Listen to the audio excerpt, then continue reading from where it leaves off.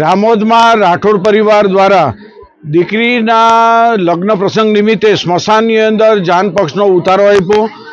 બધાએ કાળા કપડાં પહેરીને વરરાજાનું અને જાન પક્ષનું સ્વાગત કર્યું છે અને લોકોમાં એક અમે અંધશ્રદ્ધા દૂર થાય, કુરિવાજ દૂર થાય એના માટેનો કાર્યક્રમ છે।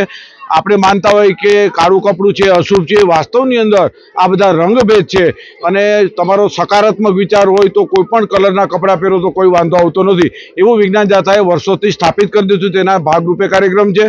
ભૂત પ્રેતના એટલા માટે કે એના માટે વર્ષોથી હમણાં છેલ્લા કેટલા વખતથી ખોટા શાંતિ યજ્ઞ કરી અને આર્થિક ખાડામાં ઉતારે છે।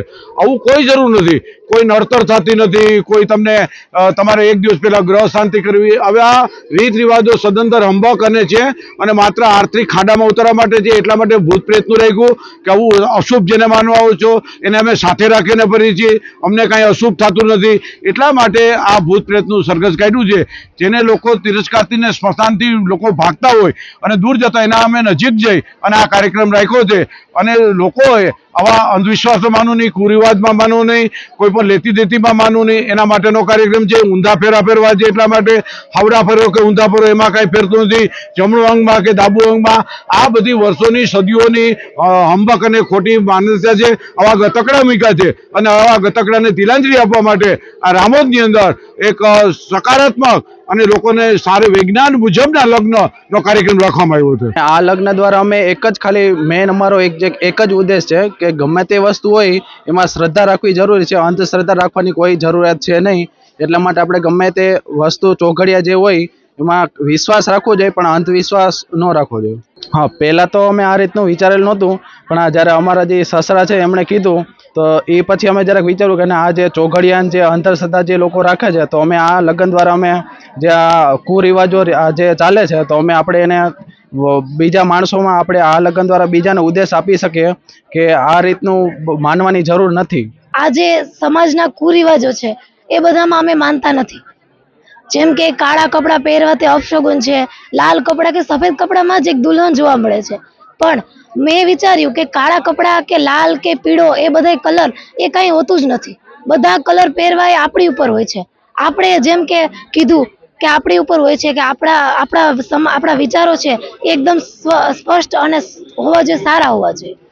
એટલે એ રીતે કાળા કપડાં ને એ બધું જે છે મુહૂર્ત, ચોઘડિયા આ બધું ખોટું છે। આજે હું સંતાન ખાતે જે લગ્ન કરવા આવી રહી છું તે મારા માટે બહુ સારું છે કે હું એક ઉદાહરણ આપું છું સમાજને કે આ બધું જે છે ચોઘડિયા, મુહૂર્ત આ બધું ખોટું છે, આમાં તમે ના માનો। રીતિ રિવાજો મૂકી અને આ પરંપરા અપનાવવાનું મારું કારણ છે કે મને જે રીતિ રિવાજોનું જે કોઈ પણ વસ્તુ છે કે કાળા કપડાં ને આ બધું મને ખોટું લાગે છે। જેમ કે દીકરીને લગ્ન લેવાય તે પહેલા ક્યાંય પણ જવાનું ના હોય, લીંબુ બાંધવું આ બધું એ બધું મને ખોટું લાગે છે। મારી દીકરીના લગ્ન આજરોજ સ્મશાનમાં રાખવામાં આવેલ છે, જે વિજ્ઞાન જાથાના આયોજનથી રાખવામાં આવેલ છે અને આ જગ્યાએ અંધશ્રદ્ધા છે, જે કુરિવાજો છે કે ભાઈ જે મુહૂર્ત ચોઘડિયા છે, મુહૂર્ત ચોઘડિયાની અંદર કોઈ લગ્ન હોય તો એમાં મરણ થઈ ગયું હોય તો ન જાય, દાડા દપાડાનું ખાય નહીં, કોઈ મેલી જગ્યા ઉપર પગ પડી ગયો છે, દીકરીને કાંઈક થઈ ગયું છે, આ બધી વસ્તુ જે છે એ અંધશ્રદ્ધા છે। એના માટે થઈને અમારા પરિવારના અમે જે આ બાબતમાં જે વિજ્ઞાનથી આ લગ્ન કરવામાં આવ્યા તો અમારા પરિવારની અંદર કોઈ પણ એવું સપનું એવું નથી અને આ કાર્યક્રમ જાથા મુજબ આજરોજ સફળ થઈ ગયા છે।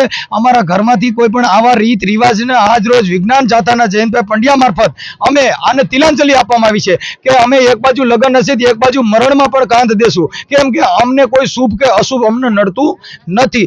જેથી કરીને અમે વિજ્ઞાન મારફત આ લગ્ન કરવામાં આવ્યા છે। જે માણસો અત્યારે અંધશ્રદ્ધાથી જે પીછાઈ રહ્યા છે કે દીકરીને લગ્ન થયા પછી મીંડોળ છોડ્યા પછી બારી ન નીકળવા દે, એની ભેગું લીંબુને સોપારી રાખે, એની ભેગા તમને કોઈ કાળા તલકા કરી દે કે આને કોઈ ભૂત પ્રેત કે આવું કાંઈ વળગે નહીં, પણ જે ભૂતડા છે આજ રોજ અમે ભેગા જાનમાં લઈને નાચ્યા છીએ તો અમને કોઈ ફરક પડ્યો નથી, કેમ કે વિજ્ઞાનના સપોર્ટથી।